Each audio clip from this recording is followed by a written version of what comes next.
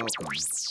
Don't adjust your dial.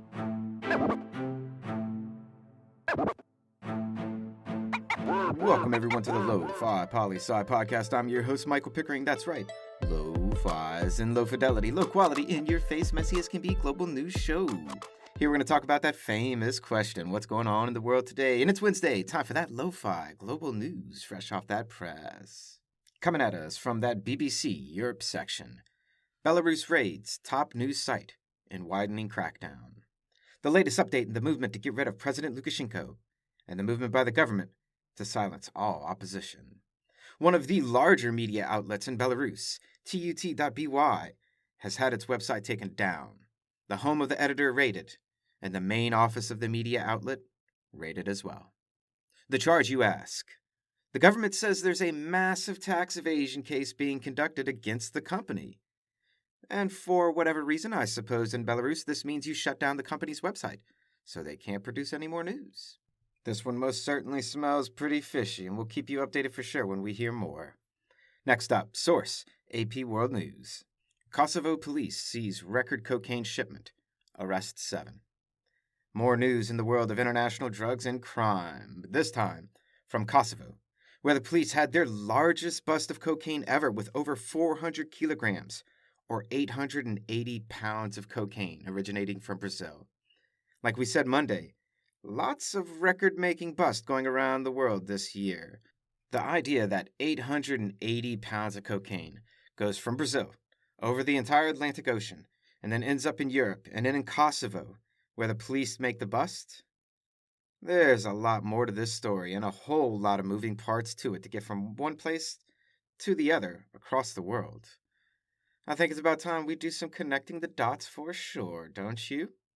Now, moving forward, because we never move on from anything. Source, the Americas section of Reuters. Colombia protest stretch into 4th week. Demonstrators vow to carry on.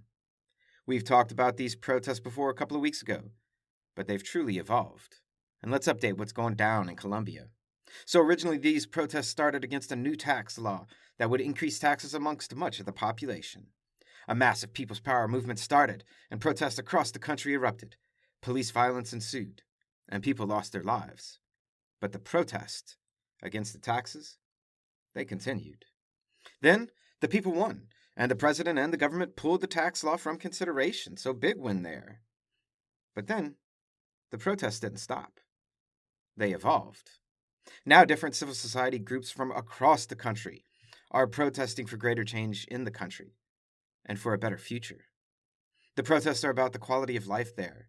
They're about police brutality. They're about prospects for the young. This is one definitely worth keeping your eye on, Lo-Fi Nation. Right now, the people of Colombia, well, they have a lot to say. And our following story comes from the Africa section of the BBC. James Ibori, UK returns 5.8 million stolen by ex-governor to Nigeria. Talking about international crime coming up a lot this week. Get a load of this one.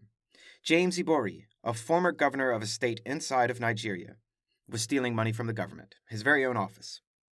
He then sent that money to be laundered in the UK, and specifically in London, it appears. And for those of you who aren't really sure what money laundering is, it's simply taking money made illegally or stolen and pushing it through a process that makes it look completely legal.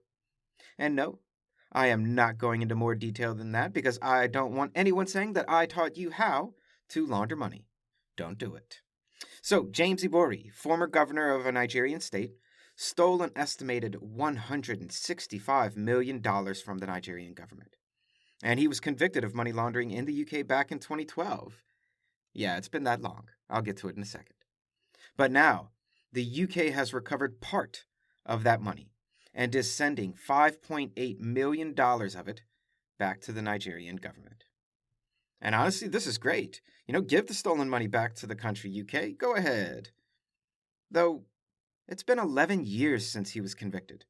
And 5.8 out of 165 is only 3.5% of the total money. So UK, where's the other 96.5% of the loot? Let us know, UK, we're waiting. And a last piece of news to send you on your way for the day. The AP Science section. Protected areas cover a sixth of Earth's land and fresh water. Oh, great news indeed for all you lovers of the planet out there. Which should be all of us because, well, let's face it, the International Space Station isn't yet big enough for everyone, so we kind of still need the planet right now. But this new study by the United Nations states that between 16 to 17% of the planet's land and fresh water are now under conservation or protected status. Which is pretty good, right? The challenge, though, is keeping those places protected. You see, it's easy to draw a circle on a map and make a law and say this is protected. But it's a completely different story to get people to respect the preservation of the Earth. I'm interested in your thoughts, people. What percentage of the Earth do you think should be protected? Write in and let me know. And that's a brief snapshot of what's going on in the world today. Saturday, issue 5 of Letters of the Lofi Poli Sci comes out. Get at me to be added to the emailing list. Always remember that Lofi Poli Sci is more than just me. It's the we that we be. Peace and well-being to all my human beings out there. Much love and always the best. Pickering, signing off.